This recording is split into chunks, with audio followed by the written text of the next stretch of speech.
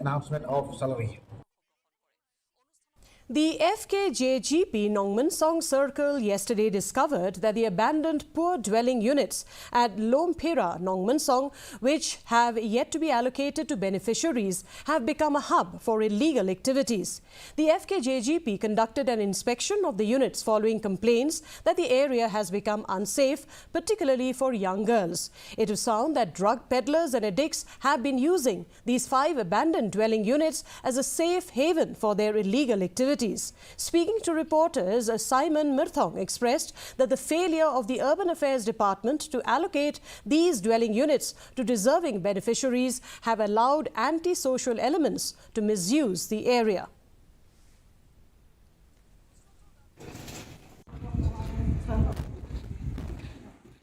Nakaliang jung kasang hi kum kasang FKJP Nongmensong kilabun plat kilong kami kibawan ban komplain ban ut ban nam hangi bang ba kami jaka long kam singan shot te ban ya kilong kena kan thai kam tang kapor tang la sedang kem dum